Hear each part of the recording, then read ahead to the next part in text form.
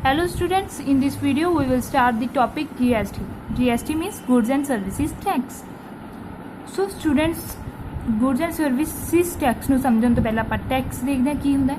Tax ਇੱਕ compulsory payment ਹੁੰਦੀ ਹੈ ਜੋ ਗਵਰਨਮੈਂਟ ਨੂੰ ਆਪਾਂ ਨੇ ਸਬਮਿਟ ਕਰਾਣੀ ਹੁੰਦੀ ਹੈ। ਟੈਕਸਿਸ ਦੋ ਤਰ੍ਹਾਂ ਦੇ ਹੁੰਦੇ ਆ, ਡਾਇਰੈਕਟ ਟੈਕਸ ਔਰ ਇਨਡਾਇਰੈਕਟ ਟੈਕਸ। ਡਾਇਰੈਕਟ ਟੈਕਸ ਉਹ ਟੈਕਸ ਹੁੰਦਾ ਜੋ ਆਪਾਂ ਇਨਕਮ ਦੇ ਉੱਤੇ ਭਰਦੇ ਹਾਂ। Income tax is the direct tax. Indirect tax GST is the indirect tax. Indirect tax ਨੂੰ ਆਪਾਂ एग्जाम्पल ਨਾਲ ਲੈ ਕੇ ਸਮਝਦੇ ਹਾਂ स्टूडेंट। सपोज करो ਆਪਾਂ ने मूवी टिकट परचेज की 150 रुपीज़ की 150 रुपीज़ की आप 150 रुपीज़ दे के आ गए, ठीक है। टिकट आपने ले ली, उस 150 ਦੇ ਵਿੱਚ स्टूडेंट 20 रुपीज़ किदे है टैक्स है जो आप टैक्स भी पे करके आए हैं किसनों, जिस तो आपने मूवी की टिकट परचेज की है। वो paid 150 to the cinema out of which 20 is paid by cinema to government. ਆਪਾਂ ਨੇ ਤਾਂ ਜੋ 20 रुपीज़ है जो 150 ਦੇ ਵਿੱਚ 20 रुपए ਐਡ ਨੇ ਟੈਕਸ ਦੇ ਆਪਾਂ पे ਕਰਿਆ ਹੈ ਕਿਸ ਨੂੰ, ਸਿਨੇਮਾ ਵਾਲਿਆਂ ਨੂੰ। ਲੇਕਿਨ ਹੁਣ ਸਟੂਡੈਂਟ ਜੋ 20% जो 20 रुपीज़ ਟੈਕਸ ਨੇ ਉਹ ਕੌਣ ਗਵਰਨਮੈਂਟ ਨੂੰ पे ਕਰੂਗਾ? ਸਿਨੇਮਾ ਗਵਰਨਮੈਂਟ ਨੂੰ ਅੱਗੇ पे ਕਰੂਗਾ। ਸੋ ਟੈਕਸ ਆਪਾਂ ਨੇ पे ਕੀਤਾ है, ठीक है, लेकिन गवर्नमेंट ਨੂੰ कौन पे कर रहा है? सिनेमा। सो इनडायरैक्ट हो गया ना, वसूल तो वो गवर्नमेंट अपने तो कर रही है, ठीक है, लगे अपने दे उत्ते है, आपने पे किया है, लेकिन आप डायरैक्टली गवर्नमेंट को पे नहीं कर रहे। गवर्नमेंट कौन पे कर रहे? सिनेमा। सो इनडायरैक्ट हो गया ना, इसनों की कहते हैं इनडायरैक्ट टैक्स। इसी तरीके नाल GST होंदा है। GST भी की है कस्टमर के उत्तों लिया जाता है, कस्टमर के उत्तों लिया जाता है, लेकिन पे कौन करते हैं? जो ट्रेडर्स होंगे और मैन्युफैक्चरर्स होंगे। सो स्टूडेंट जो GST नहीं आया सीगा उस टाइम बहुत सारे टैक्सिस होंगे सी, like VAT, sales tax, service tax, entrance tax, वो सारे की खत्म हो गए। हुण केड़ा टैक्स आ गया है? GST। GST की है one nation one tax. Students जो GST होंदा है वो दो तरीके नाल लगदा है। एक तो इंट्रा स्टेट GST होंदा है, इंट्रा स्टेट, एक होंदा है inter state. Intra state मीनस within दी स्टेट, विदिन स्टेट जो लगता टैक्स उसनों इंट्रा स्टेट कह देंगे हैं। जो विदिन दी स्टेट ना लगे, मतलब आउटसाइड दी स्टेट लगे, उसनों की कहते हैं इंटर स्टेट। सो आप उसनों इन्हों दोनों आप एग्जाम्पल के नाल समझते हैं। सपोज करो स्टूडेंट्स ये शाम हैगा, ठीक है, जो दिल्ली दे विच रहिंदा है और अपनी फर्म है वो भी दिल्ली दे विच है। हुण आपां शाम तो 1000 दियां गुड्स परचेज कर रहे हैं अपनी फर्म दे विच, दिल्ली दे विच ही है, ठीक है। वो जितों आप परचेज कर रहे हैं वो भी दिल्ली दे विच ही है और अपनी फर्म भी दिल्ली दे विच है, ठीक है। जो भी परचेजिज होणगियां वो की होणगियां intra state. Intra state means state दे अंदर ही दोने जाने कित्थों दे? दिल्ली दे है। सो विदिन दी स्टेट जो भी परचेजिज हो रही हैं उसनों की कहते हैं इंट्रा स्टेट। सो जो GST आप परचेजिज के उत्ते पे करांगे, ठीक है, GST जो फर्म है, जो अपनी फर्म है हुण परचेजिज कर रही है शाम तो उसके उत्ते परचेजिज किया उसका मतलब उसनों टैक्स पे करना पऊगा, ठीक है। जो टैक्स पे करूगा उसनों की कहांगे इंट्रा स्टेट GST। हुण स्टूडेंट एक होर एग्जाम्पल लैके चलते हैं। सपोज हुण आपां राम तो समान मंगा रहे हैं, राम कित्थे हैगा? हिमाचल प्रदेश के विच है, लेकिन अपनी फर्म दिल्ली दे विच है। हुण जो भी आपां परचेजिज करांगे राम तो, ठीक है, उसके उत्ते जो भी आपां GST पेड करांगे उसनों की कहांगे इंटर स्टेट GST। मतलब जो परचेजिज आउटसाइड दी स्टेट होवे, कोई होर अदर स्टेट तो आपां परचेज कर रही है, ठीक है, सेम स्टेट दे विच ना होवे, आउटसाइड दी स्टेट होवे जां अदर स्टेट होवे, उदों की हुंदा है इंटर स्टेट परचेजिज, उसके उत्ते इंटर स्टेट GST लगता है। जो स्टूडेंट्स विदिन दी स्टेट होवे मीनस इंट्रा स्टेट सप्लाईज होण, उसों दो टैक्सिस लगते हैं। एक तो CGST लगता है, एक SGST लगता है। CGST मीनस सेंट्रल GST और SGST मीनस स्टेट GST। जो भी शाम कलैक्ट करूगा GST, ठीक है, अपने तो कलैक्ट करूगा, उस दे विचों स्टूडेंट GST जो होगा वो दो पार्ट्स ਦੇ ਵਿੱਚ डिवाइड हो जाऊगा, हाफ सेंट्रल ਨੂੰ पे कर दूँ, हाफ स्टेट ਨੂੰ पे कर दूँ। लेकिन स्टूडेंट जो इंटर स्टेट सप्लाईज होंदियां, इंटर स्टेट गुड्स सप्लाई की आराम ने ਆਪਾਂ ਦਿੱਲੀ 'ਚ बैठे हाँ, ठीक है। ਹੁਣ ਇਸ ਦੇ ਉੱਤੇ जो टैक्स लगता उसनों की कहते स्टूडेंट IGST, इंटीग्रेटेड GST, ठीक है। इंटीग्रेटेड GST की है, सारा का सारा गवर्नमेंट ਨੂੰ ਜਾਂਦਾ, सेंट्रल गवर्नमेंट ਨੂੰ ਜਾਂਦਾ। सो स्टूडेंट जो आप गुड्स ਨੂੰ परचेज करते हैं उसके उत्ते आप टैक्स पे करते हैं, उसनों की कहते इनपुट GST। जो आप गुड्स सेल करते हैं उदों आप GST कलैक्ट करते हैं, उसनों की कहते आउटपुट GST, ठीक है। जो इनपुट GST है, जो उदों परचेज करते हैं गुड्स आप पे करते हैं, उदों भी आपने तीन कैटेगरी हो सकती हैं, सेंट्रल, स्टेट और इंटीग्रेटेड।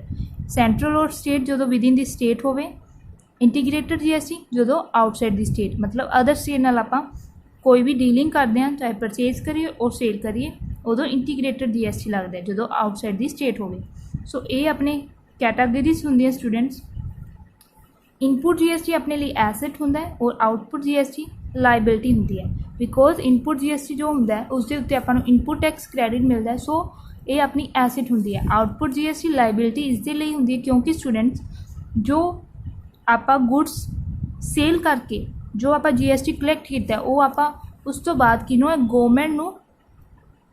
गवर्नमेंट नूं पे करना होंदा है, डिपोजिट कराना होंदा है, ठीक है। डिपोजिट कराना होंदा है गवर्नमेंट नूं, सो इसलिए ये अपनी लाइबिलिटी होंदी है। स्टूडेंट इनपुट टैक्स क्रेडिट नूं आपां एग्जाम्पल दे नाल समझदे हां। इनपुट टैक्स क्रेडिट की होंदा है, सपोज करो अपने गुड्स परचेज कीतियां, उसके उत्ते GST कितना पे किया,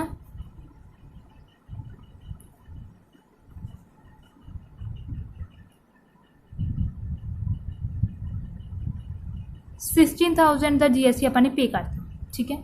हुण गुड्स आप सेल कीतियां, उत्थे GST आपां नूं रिसीव हो गया, सपोज 30,000 का GST आपां नूं रिसीव हो गया।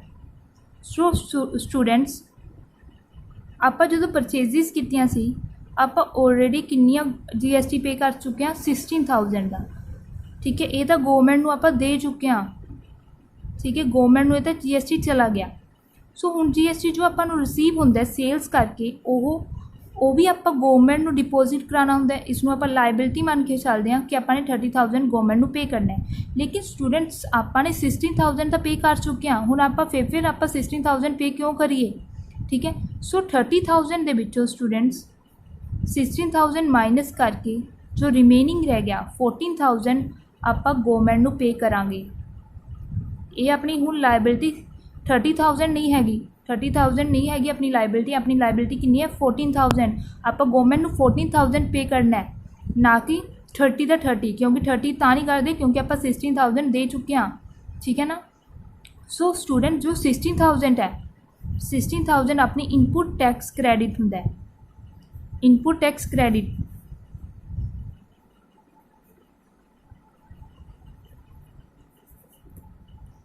आप इस उत्ते क्रेडिट लैने क्योंकि अपन 16,000 पे करता, आप दूरी बार क्यों पे करिए। सो ये की है इनपुट टैक्स क्रेडिट, आप जो बैलेंस होंदा उन्ना ही पे करांगे। इस तो बाद स्टूडेंट्स आप मीनिंग बुक दे विचों समझते हैं इन डिटेल की है, ठीक है। बुक दे विच की गिवन है। हैलो स्टूडेंट्स, इस वीडियो दे विच आप chapter number 6 accounting for goods and services tax पढ़ांगे। गुड्स एंड सर्विसेज टैक्स जो आप GST कहने स्टूडेंट्स। सो GST का मीनिंग की है, GST इनडायरैक्ट टैक्स होंदा है जो कि लगता है गुड्स और सर्विसेज की सप्लाई करन दे उत्ते, ठीक है। चाहे गुड्स होन चाहे सर्विसेज होन उसके उत्ते GST लगेगा। हुण GST के आने नाल पूरी नेशन दे विच एक टैक्स हो चुके हैं। पहले की हुंदा सी स्टूडेंट्स, डिफरेंट रेट्स होंदे सी, हर एक स्टेट दे अलग रेट्स होंदे सी, सो बहुत ज़्यादा कन्फ्यूजनस आ जांदियां सी। सो हुण की है one nation one tax. Characteristics देखते हैं स्टूडेंट GST के की करैक्टरिस्टिक्स हैं। फर्स्ट है इनडायरैक्ट टैक्स। GST ਨੂੰ ਇਨਡਾਇਰੈਕਟ ਟੈਕਸ ਕਿਉਂ ਕਹਿੰਦੇ ਆ ਸਟੂਡੈਂਟ? ਇਹ ਡਾਇਰੈਕਟਲੀ ਇਨਕਮ ਦੇ ਉੱਤੇ ਨਹੀਂ ਲੱਗਦਾ, ਜਿਸ ਦੀ ਇਨਕਮ ਹੈ ਉਸ ਦੇ ਉੱਤੇ ਨਹੀਂ ਲੱਗਦਾ, ਇਸ ਲਈ ਇਹ ਇਨਡਾਇਰੈਕਟ ਹੈ। ਬੇਸਿਕਲੀ ਇਹ ਭਰਿਆ ਕਿਸ ਦੇ ਦੁਆਰਾ ਜਾਂਦਾ? ਟਰੇਡਰ ਔਰ ਮੈਨੂਫੈਕਚਰਰ, ਉਸ ਦੇ ਦੁਆਰਾ ਗੌਰਮੈਂਟ ਨੂੰ ਇਹ ਭਰਿਆ ਜਾਂਦਾ ਹੈ। ਲੇਕਿਨ ਜੋ ਬਰਡਨ ਹੈ ਇਸਦਾ ਉਹ ਕਿਸ ਦੇ ਉੱਤੇ ਹੁੰਦਾ? ਕਸਟਮਰਸ ਦੇ ਉੱਤੇ। ਅਲਟੀਮੇਟਲੀ ਜੋ ਟਰੇਡਰਸ ਨੇ ਉਹ ਕਸਟਮਰ ਤੋਂ ਵਸੂਲ ਕਰਦੇ ਹੈ ਟੈਕਸ, ਲੇਕਿਨ ਭਰਦਾ ਕੌਣ ਹੈ? ਜੋ ਟਰੇਡਰਸ ਹੁੰਦੇ ਆ, ਮੈਨੂਫੈਕਚਰਰਸ ਹੁੰਦੇ ਆ, ਠੀਕ ਹੈ, ਉਹ ਕੀ ਡਿਪੋਜ਼ਿਟ ਕਰਾਉਂਦੇ ਆ ਗੌਰਮੈਂਟ ਕੋਲ। ਸੋ ਇਸ ਲਈ ਇਸ ਨੂੰ ਇਨਡਾਇਰੈਕਟ ਟੈਕਸ ਕਿਹਾ ਹੋਇਆ ਹੈ। ਡਾਇਰੈਕਟਲੀ ਜਿਸ ਦੇ ਉੱਤੇ ਲੱਗਦਾ ਉਹ ਨਹੀਂ ਭਰਦਾ। Second is destination ਵੇਸਡ। ਡੈਸਟੀਨੇਸ਼ਨ ਵੇਸਡ ਕਿਉਂ ਕਿਹਾ ਗਿਆ GST ਨੂੰ? ਬਿਕੋਜ਼ ਸਟੂਡੈਂਟ ਇਹ ਉੱਥੇ ਲੱਗਦਾ ਜਿੱਥੇ ਗੁਡਸ ਕੰਜ਼ਿਊਮ ਹੁੰਦੀਆਂ। ਅਗਰ ਵਿਦਿਨ ਦੀ ਕੰਟਰੀ ਗੁਡਸ ਕੰਜ਼ਿਊਮ ਹੋ ਰਹੀਆਂ ਦੈਨ ਉੱਥੇ ਟੈਕਸ ਲੱਗੇਗਾ। ਇਸੇ ਕਰਕੇ ਜੋ ਐਕਸਪੋਰਟਸ ਹੈ ਉਹ ਐਗਜ਼ੈਂਪਟਡ ਹੁੰਦੇ ਹੈ, ਲੇਕਿਨ ਜੋ ਇੰਪੋਰਟਸ ਜੋ ਆਪਾਂ ਇੰਡੀਆ ਤੋਂ ਬਾਹਰੋਂ ਸਮਾਨ ਮੰਗਾਉਂਦੇ ਹਾਂ ਉਸ ਦੇ ਉੱਤੇ ਆਪਾਂ ਨੂੰ ਟੈਕਸ ਲੱਗਦਾ ਹੈ। ਸੋ GST ਜਿੱਥੇ ਕੰਜ਼ਿਊਮ ਕੀਤੀਆਂ ਜਾਂਦੀਆਂ ਗੁਡਸ ਉੱਥੇ ਹੀ ਲੱਗਦਾ ਹੈ। ਗੁਡਸ ਔਰ ਸਰਵਿਸਿਜ਼ ਉੱਥੇ ਟੈਕਸ ਲੱਗੂਗਾ ਜਿੱਥੇ ਆਪਾਂ ਕੰਜ਼ਿਊਮ ਕਰ ਰਹੇ ਹਾਂ। Third is dual tax system. Student ਦੋ ਤਰ੍ਹਾਂ ਦਾ GST ਹੁੰਦਾ ਹੈ। ਇੱਕ ਤਾਂ ਇੰਟਰਾ ਸਟੇਟ, ਅਗਰ ਕੋਈ ਵੀ ਸਟੇਟ ਦੇ ਅੰਦਰ ਸਪਲਾਈ ਹੋ ਰਹੀ ਹੈ ਗੁਡਸ ਔਰ ਸਰਵਿਸਿਜ਼ ਹੀ, ਉਸ ਦੇ ਉੱਤੇ ਟੈਕਸ ਲੱਗਦਾ ਹੈ। ਉਸ ਦੇ ਉੱਤੇ ਸਟੂਡੈਂਟ ਸੈਂਟਰਲ ਗੌਰਮੈਂਟ ਵੀ ਲਾਉਂਦੀ ਹੈ ਔਰ ਸਟੇਟ ਗੌਰਮੈਂਟ ਵੀ ਲਾਉਂਦੀ ਹੈ। ਜੋ ਸੈਂਟਰਲ ਗੌਰਮੈਂਟ ਲਗਾਉਂਦੀ ਹੈ ਉਸਨੂੰ ਕੀ ਕਹਿੰਦੇ ਆ? CGST, ਔਰ ਜੋ ਸਟੇਟ ਗੌਰਮੈਂਟ ਲਾਉਂਦੀ ਹੈ ਉਸਨੂੰ ਕੀ ਕਹਿੰਦੇ? SGST। CGST मतलब सेंट्रल GST और SGST मतलब स्टेट GST, ठीक है। और स्टूडेंट इंटरस्टेट, जो इंटरस्टेट मतलब आउटसाइड दी स्टेट, ठीक है, आउटसाइड कंट्री जो स्टेट लगता है उसनों की कह देंगे IGST, integrated goods and services tax. Next है GST paid is not cost. ਜਦੋਂ ਸਟੂਡੈਂਟਸ ਆਪਾਂ ਗੁਡਸ ਪਰਚੇਜ਼ ਕਰਦੇ ਹਾਂ ਸੋ ਉਹਨਾਂ ਦੇ ਉੱਤੇ ਆਪਾਂ ਨੂੰ GST ਪੇ ਕਰਨਾ ਪੈਂਦਾ ਹੈ, ਠੀਕ ਹੈ। ਉਸ ਨੂੰ ਕੀ ਕਹਿੰਦੇ? Input GST। ਅਗਰ ਆਪਾਂ ਗੁਡਸ ਸੇਲਸ ਕਰਦੇ ਹਾਂ, ਠੀਕ ਹੈ, ਗੁਡਸ ਵੇਚ ਰਹੇ ਹਾਂ, ਉਸ ਦੇ ਉੱਤੇ ਆਪਾਂ ਨੂੰ GST ਰਿਸੀਵ ਹੁੰਦਾ ਹੈ, ਉਸ ਨੂੰ ਕੀ ਕਹਿੰਦੇ ਆ? Output GST। ਸੋ ਸਟੂਡੈਂਟਸ ਜੋ GST ਆਪਾਂ ਪਰਚੇਜ਼ ਕਰਨ ਦੇ ਟਾਈਮ ਭਰਦੇ ਹੁੰਦੇ ਹਾਂ, ਠੀਕ ਹੈ, ਉਸ ਨੂੰ ਆਪਾਂ ਇਨਪੁਟ GST ਕਹਿੰਦੇ ਹਾਂ। ਉਹ ਆਪਣੀ ਕੋਸਟ ਨਹੀਂ ਹੁੰਦੀ, ਉਹ ਆਪਣੀ ਐਸੈਟ ਹੁੰਦੀ ਹੈ, ਠੀਕ ਹੈ। ਇਹ ਕਿਉਂ ਹੁੰਦੀ ਹੈ ਸਟੂਡੈਂਟਸ? ਇਸ ਦਾ ਇਹ ਇਸ ਲਈ ਹੁੰਦੀ ਹੈ ਕਿਉਂਕਿ ਜਿਹੜਾ ਆਪਾਂ ਇੱਕ ਵਾਰ ਟੈਕਸ ਭਰ ਦਿੰਦੇ ਹਾਂ, ਠੀਕ ਹੈ, ਪੇ ਕਰ ਦਿੰਦੇ ਹਾਂ, ਉਸ ਦੀ ਆਪਾਂ ਨੂੰ ਇਨਪੁਟ ਟੈਕਸ ਕ੍ਰੈਡਿਟ ਮਿਲਦਾ ਹੁੰਦਾ। ਆਪਾਂ ਜਦੋਂ ਇੱਕ ਵਾਰ ਟੈਕਸ ਭਰਤਾ, ਠੀਕ ਹੈ, ਫਿਰ ਆਪਾਂ ਨੂੰ ਗੁਡਸ ਸੇਲ ਕਰਨ ਟਾਈਮ ਟੈਕਸ ਰਿਸੀਵ ਵੀ ਹੋਊਗਾ। ਸੋ ਜੋ ਬੈਲੈਂਸ ਹੁੰਦਾ ਆਪਾਂ ਉਹੀ ਟੈਕਸ ਭਰਦੇ ਹਾਂ ਉਸ ਤੋਂ ਬਾਅਦ, ਠੀਕ ਹੈ। ਇਸ ਲਈ ਆਪਾਂ ਨੂੰ ਜੋ ਆਲਰੇਡੀ ਆਪਾਂ ਭਰ ਚੁੱਕੇ ਹਾਂ ਉਸ ਦਾ ਆਪਾਂ ਨੂੰ ਟੈਕਸ ਕ੍ਰੈਡਿਟ ਮਿਲ ਜਾਂਦਾ ਹੈ। ਇਸ ਲਈ ਇਸ ਨੂੰ ਕੀ ਕਹਿੰਦੇ? GST is an asset not the cost. Fifth point is GST collected is not income. ਹੁਣ ਜੋ ਸਟੂਡੈਂਟ ਆਪਾਂ ਸੇਲਸ ਕਰਦੇ ਹਾਂ ਗੁਡਸ ਦੀ ਸੇਲ ਕਰਦੇ ਹਾਂ, ਉੱਥੋਂ ਆਪਾਂ ਨੂੰ GST ਰਿਸੀਵ ਹੁੰਦਾ, ਉਸ ਨੂੰ ਆਪਾਂ ਕਹਿੰਦੇ ਹਾਂ ਆਊਟਪੁੱਟ GST। ਸੋ ਸਟੂਡੈਂਟ ਜੋ ਆਪਾਂ ਨੂੰ GST ਰਿਸੀਵ ਹੁੰਦਾ ਉਹ ਆਪਣੀ ਇਨਕਮ ਨਹੀਂ ਹੁੰਦੀ, ਬਿਕੋਜ਼ ਆਪਾਂ ਨੇ ਗੌਰਮੈਂਟ ਨੂੰ ਉਹ ਡਿਪੋਜ਼ਿਟ ਕਰਾਉਣਾ ਹੁੰਦਾ, ਠੀਕ ਹੈ।